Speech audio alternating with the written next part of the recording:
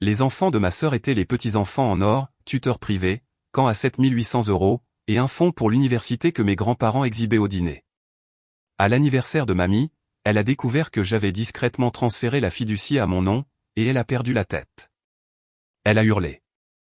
Mon père a lâché sa fourchette, et une tante a prononcé une phrase qui les a tous glacés.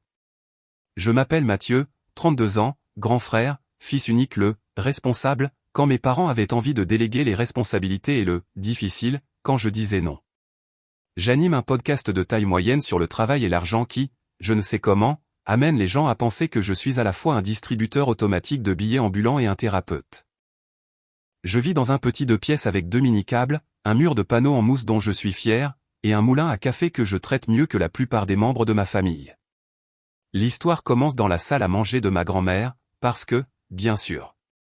Nœuds de tulle sur les chaises, tours de cupcakes, photos de mamie à travers les décennies, disposées comme une exposition de musée organisée par ma tante. Ma sœur, Léa, est arrivée en coup de vent, en retard, avec ses 2 enfants en polos assortis. La pièce a penché vers eux comme des tournesols. Faites de la place pour les trésors, a chanté tante Béa. L'avenir de cette famille. J'étais déjà à la table des enfants parce que ma mère avait dit que la table principale avait besoin d'équilibre, quoi que cela puisse vouloir dire. Mamie m'a fait un signe de la main. Mathieu, tu es près de la prise. Parfait pour ton émission de podcast, ai-je dit. Papa m'a tapé sur l'épaule comme si j'avais reçu un ruban de participation. Au moins, il a un passe-temps. Puis le premier déclencheur a frappé, net comme une gifle. Léa s'est penchée au-dessus de la table principale, a embrassé la joue de mamie et a dit d'une voix forte, « Nous sortons tout juste de chez le tuteur. 2 heures de latin. Et ne me demandez même pas combien a coûté ce camp. 7800 € pour 4 semaines. Ça valait chaque centime pour leur parcours universitaire. » Tout le monde a poussé des exclamations étonnées. Le genre d'exclamation que les gens font quand ils prévoient de répéter le chiffre sur le parking, a dit maman. Et ils ont le fonds pour l'université. Dieu merci. Ton grand-père a eu une telle prévoyance. Notre fonds pour l'université, a corrigé Léa en souriant. La fiducie. Tu te souviens. Elle a fait un clin d'œil à mamie. La façon dont tu l'exhibes au dîner est culte. Mamie a ri d'un rire cristallin. J'aime rappeler à vous, les enfants, vos bénédictions. J'ai regardé mon téléphone parce que c'est ce que je fais quand je suis en colère. J'ai fait semblant de lire la météo. De l'autre côté de la table, oncle Robert a demandé, « Mathieu, quoi de neuf avec tes épisodes ?» Des interviews, ai-je dit. Il a hoché la tête comme si j'avais confirmé un diagnostic. En parlant d'épisodes, tu devrais en faire un sur les parents qui n'économisent pas pour l'université. Heureusement, cette famille est plus avisée. Heureusement, a répété ma mère, en me regardant droit dans les yeux comme si la gratitude avait un visage, et que ce n'était pas le mien. Les fourchettes ont cliqueté. Quelqu'un a mis une playlist, et les discours ont commencé. Mamie adorait les discours. J'ai fixé la bannière qui disait « Joyeux 78 ans reine » et j'ai essayé de ne pas penser au dossier sur mon ordinateur portable intitulé « Fiducie, finale ». J'ai regardé les enfants de Léa, qui étaient assez gentils, et les adultes qui n'ont jamais appris la différence entre généreux et théâtral. Puis mamie a levé son verre. À la famille, a-t-elle dit. Et aux petits-enfants dans lesquels nous investissons. Une pause, un sourire, et c'était ma réplique. Celle que je me repasse en boucle dans ma tête depuis que j'ai 12 ans. Investir dans ceux qui comptent. Maman a ri. Bravo, bravo. J'ai repoussé ma chaise. Mamie, ai-je dit, aussi doucement que possible, à propos de la fiducie. Pas maintenant, mon chéri, a-t-elle dit d'une voix mielleuse. Ne parlons pas d'argent à table. Léa a eu un sourire narquois. On pourra en parler plus tard. De toute façon, tu ne comprendrais pas les détails. J'ai dégluti. Tu serais surprise. L'argent existait dans notre maison comme la météo, inéluctable, toujours en mouvement, toujours de la faute de quelqu'un. Quand j'avais 12 ans, grand-père a ouvert une fiducie éducative pour les petits-enfants. À l'époque, cela signifiait moi et les futurs qui sait. La fiducie était une histoire que mamie aimait raconter. Nous nous sommes sacrifiés pour l'éducation, disait-elle en me regardant comme si j'étais une leçon. Nous donnons la priorité à ceux qui nous rendront fiers. Puis Léa a eu des enfants. Et le mot « petits-enfants » a commencé à signifier quelque chose qui ne m'incluait plus du tout. Nous avons grandi à la lisière de la classe ouvrière, 2 revenus, une maison héritée, un compte d'épargne que ma mère qualifiait de « mince ». Chaque fois que je voulais quelque chose des crampons de football, une casiographe maman soupirait et disait « Demande à ton grand-père pour le fond ». Il ricanait et changeait de sujet. On ne l'utilisait pas, on l'exposait, comme les belles assiettes. À 19 ans, je faisais du montage audio à 2 heures du matin pour une émission de sport qui m'a viré par texto. J'ai pris des services de barista, appris à égaliser le son dans des écouteurs, et je me suis débrouillé en informatique juste assez pour publier des épisodes à des heures pas possibles.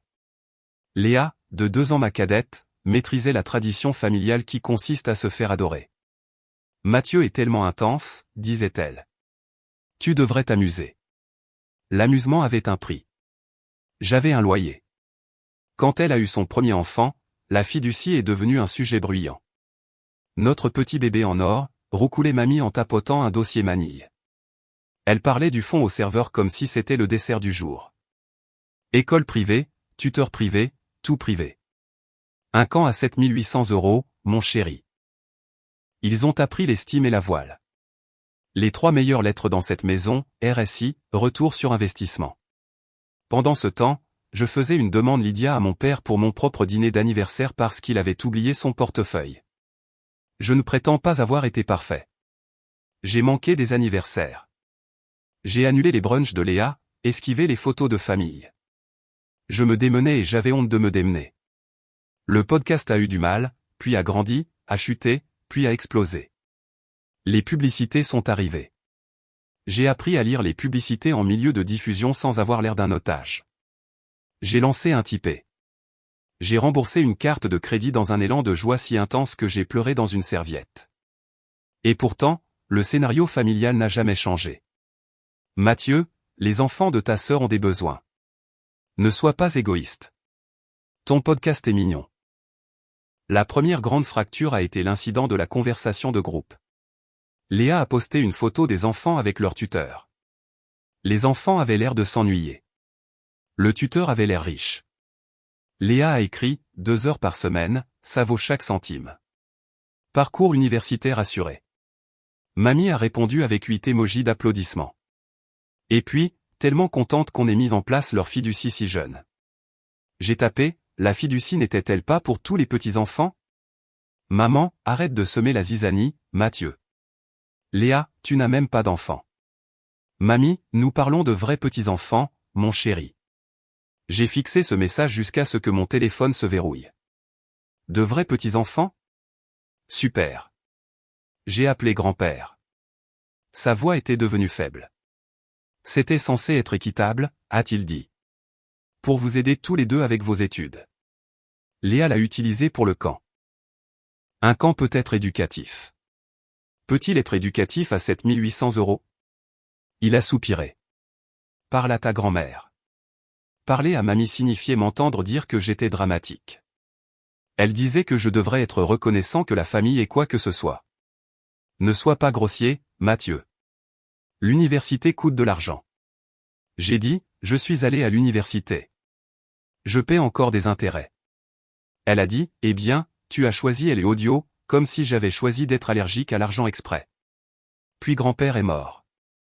Et la fiducie, silencieuse pendant 6 mois, s'est réveillée. À la lecture du testament, il y avait un paragraphe que tout le monde a manqué, sauf moi. Il nous nommait, Léa et moi, comme co-bénéficiaires d'une fiducie éducative, avec un fiduciaire successeur à nommer par les co-bénéficiaires en cas de mauvaise gestion. J'ai regardé le mot « mauvaise gestion » jusqu'à ce qu'il devienne flou. J'avais des preuves, les factures du camp dont Léa se vantait, les week-ends de ski privé, pour leur développement, le forfait de tutorat renommé, enrichissement, dans les mémos bancaires que mamie rédigeait elle-même. J'ai demandé à l'avocat si elle, enrichissement, comptait. Il a haussé un sourcil. Si ce ne sont pas des études postsecondaires ou des coûts académiques directs, on peut soutenir que c'est en dehors de l'objet de la fiducie. On peut soutenir, ai-je dit. Il a haussé les épaules. Si ça vous chante d'argumenter. Je le voulais et je ne le voulais pas. Mon émission me rapportait enfin un vrai salaire. Je dormais enfin. Est-ce que je voulais une guerre avec ma famille? Non. Est-ce que je voulais qu'on arrête de me dire que j'étais moins qu'un vrai membre de la famille? Oui. Alors, j'ai lu. J'ai lu le droit des fiducies jusqu'à ce que les mots me semblent être une seconde langue. J'ai appris ce qu'était le devoir fiduciaire, les fiduciaires successeurs et la différence between éducation et enrichissement. J'ai créé un dossier appelé « Brouillon fiducie ». Je me suis posé la question que je posais aux invités de mon émission, à quoi cela ressemblerait-il si vous respectiez votre futur vous-même? Ça ressemblait à des limites. Ça ressemblait à un suivi des dépenses. Ça ressemblait à des courriels au lieu d'appels téléphoniques. Ça ressemblait à une trace écrite. Quand j'ai demandé les relevés, mamie a temporisé. L'imprimante est cassée, mon chéri. Léa a dit, c'est tellement toxique. Maman a dit, on voulait juste garder les choses simples. Simple, signifiait que je payais mon propre prêt étudiant pendant que leurs enfants apprenaient le latin aux frais de mon grand-père. Le tuteur est devenu un symbole. Le quand, un argument. Lors d'un dîner de famille, tante Béa a levé son verre et a dit, à notre reine de l'investissement, mamie. Je dois dire que j'adore un portefeuille bien garni. Puis elle a raconté, avec force détail, comment elle avait négocié le camp de 8 500 à 7 800 €. Soyez toujours malin, a-t-elle dit à la tablée. Protégez le capital. Protégez le capital. Super. Je suis allé aux toilettes, j'ai verrouillé la porte et je me suis regardé dans le miroir jusqu'à ce que mon visage ressemble à celui d'un étranger. Puis j'ai fait ce que je fais de mieux, des recherches. J'ai trouvé la clause. J'ai trouvé le chemin. J'ai trouvé un responsable bancaire qui utilisait des expressions comme, dans le cadre de, et, nomination du successeur. Les termes de la fiducie permettaient un changement de fiduciaire avec le consentement des deux bénéficiaires ou s'il y avait preuve d'une mauvaise utilisation, par une requête avec préavis. Le consentement n'allait pas arriver. Les preuves, si. L'anniversaire de mamie tombait un dimanche. Tout le monde portait son sourire du dimanche. Je portais une chemise noire que je réserve aux enregistrements en direct et aux funérailles. À 14 h, le gâteau rectangulaire est arrivé. À 14 h 15, tante Béa a porté son toast à la « reine des intérêts composés ». À 14 h 20, Léa a annoncé le récital du camp des enfants. Le tuteur dit qu'ils sont surdoués. Elle a fait sonner « surdoué » comme une marque. Mamie se prélassait. Et nous veillerons toujours à ce qu'ils aient ce dont ils ont besoin. Je m'étais promis de ne pas le faire pendant la soupe. J'attendrai le café. Mais maman s'est penchée par-dessus la table et a dit « Mathieu, tu n'as pas oublié le chèque de mamie, n'est-ce pas? Même un petit, c'est bien. Elle a tant fait pour toi. » J'ai ri. C'est sorti de travers. Ne sois pas ingrat, a dit papa. Personne n'aime les comptables. J'ai posé ma cuillère. À propos des comptes, ai-je dit doucement. Nous devrions parler. Léa a levé les yeux au ciel. Ça y est, c'est reparti. Mamie a levé la paume. Pas à table. J'ai ouvert mon téléphone et j'ai tourné l'écran pour qu'elle seule puisse le voir. C'est déjà fait. Son sourire n'a pas vacillé au début. Puis elle a fait le point. Le courriel de la banque. Les mots « fiduciaire successeur accepté ». Mon nom. Qu'est-ce que c'est, a-t-elle demandé. La fiducie avait une clause de succession, ai-je dit, la voix faible mais ferme. La mauvaise utilisation la déclenche. La banque a accepté. L'avocat a déposé un préavis. Effectif depuis la semaine dernière, je suis le fiduciaire. Léa a ri comme si j'avais raconté une mauvaise blague. Toi? Tu n'as même pas d'enfant. Tu ne saurais pas ce dont un enfant a besoin même s'il te mordait. La fiducie n'est pas pour les camps, ai-je dit. C'est pour l'université. Le poste secondaire. Les frais de scolarité, les livres. J'ai vérifié. Le visage de mamie s'est décomposé. Tu l'as mis à ton nom. Sous ma gérance fiduciaire, ai-je dit. C'est différent. Elle s'est levée si vite que sa chaise a grincé. Comment oses-tu? Les conversations dans la pièce se sont arrêtées comme si quelqu'un avait débranché une prise. La fourchette de papa est tombée. Le tintement s'est propagé. Mathieu, a-t-il dit, de la voix basse qu'il utilise avant un sermon. Règle ça. Les lèvres de maman étaient un couteau. Après tout ce que nous avons fait pour toi. Léa m'a pointé du doigt. Tu voles mes enfants. J'ai gardé mes mains sous la table pour que personne ne les voie trembler. Personne ne vole personne. La fiducie est intacte. J'approuverai les frais universitaires. Je paierai les frais de scolarité directement. Mais l'enrichissement et les camps à 7800 €, c'est fini. Tante Béa a chuchoté, est-ce que c'est légal? Du fond de la table, la personne la plus silencieuse de la pièce a parlé. Ma tante par alliance, qui n'élève jamais la voix, a prononcé une seule phrase qui a fendu l'air en deux. Demandez pourquoi les relevés étaient cachés. Tout s'est figé. Mamie a cligné des yeux. Pardon? Tante Joël a plié sa serviette. J'ai demandé les relevés quand j'ai co-signé pour l'acompte de la maternelle de Léa. Tu te souviens? Tu m'as dit que la fiducie n'était pas publique. C'est là que j'ai compris que tu ne faisais pas le suivi correctement. Alors, oui. Demandez pourquoi les relevés étaient cachés. Léa s'est retournée contre elle. Joël, ce n'est pas le moment d'aider. Joël n'a pas scié. Ce qui aurait été utile, c'est de suivre les règles. La pièce s'est remplie de bruit. Un verre posé trop fort. Une chaise d'enfant qui racle le sol. Quelqu'un qui murmure, oh mon Dieu. La voix de mamie est revenue, éraillée. J'ai fait ce qu'il y avait de mieux. Pour qui? Ai-je demandé. Elle a pointé un doigt tremblant vers moi. Tu les as toujours jalousés. J'ai regardé les enfants. Le plus âgé fixait sa serviette, les épaules rentrées jusqu'aux oreilles. Ils ne sont pas le problème. Les règles sont les règles. Papa s'est levé. Rends-le. Ce n'est pas une tirelire, ai-je dit. C'est une fiducie, et j'en ai fini d'être le méchant parce que je sais lire. Les retombées ont pris la forme d'un texto de groupe qui a fait l'effet d'une alarme incendie. D'abord, Léa, tu nous as humiliés. Les enfants pleurent. Tu as gâché l'anniversaire de mamie. Puis, maman, espèce de garçon sans cœur. Règle ça ou ne reviens plus jamais. Puis, papa, appelle-moi. D'homme à homme, on va arranger ça. Je n'ai pas appelé. J'ai envoyé un courriel. J'ai écrit comme un podcasteur qui coupe les prises ratées pour gagner sa vie, propre, horodatée, impossible à mal interpréter. J'ai joint le document de la fiducie avec les sections pertinentes surlignées. J'ai joint la note du responsable bancaire. J'ai joint un résumé des dépenses non autorisées avec un paragraphe conciliant disant que je couvrirais le tuteur de ce semestre de ma propre poche pour que les enfants ne soient pas ceux qui trinquent pendant que les adultes s'adaptent. Léa a répondu en 10 secondes, garde ton argent sale. Joël a écrit en privé, fier de toi. C'est la première chose non délirante dans cette famille depuis 2004. Mamie n'a pas envoyé de texto pendant 3 jours.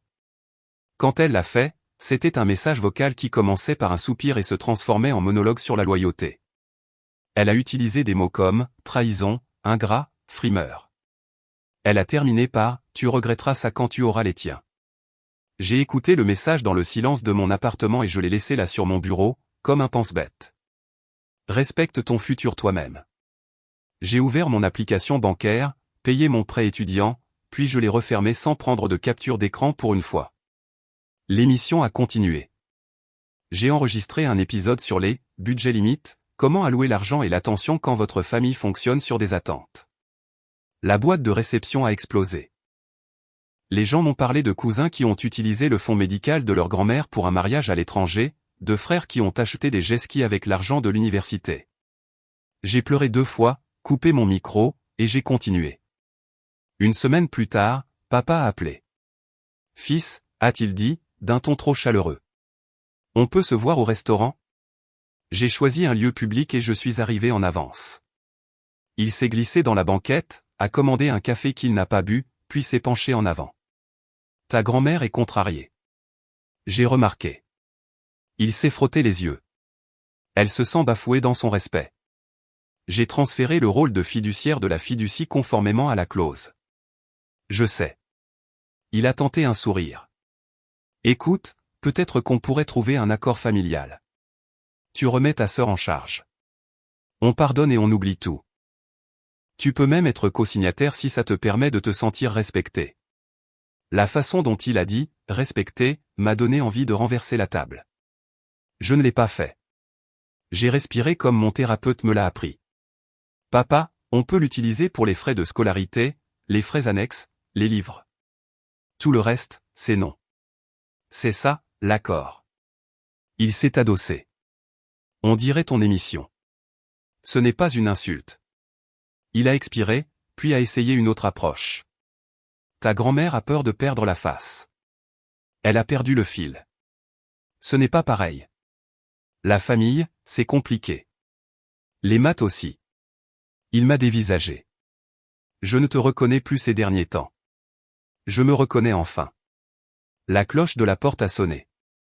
Un commis de restaurant a ri. La vie continuait. Nous nous sommes installés dans un nouveau rythme. Des vacances belges sans moi. Des textos auxquels je ne répondais pas tout de suite.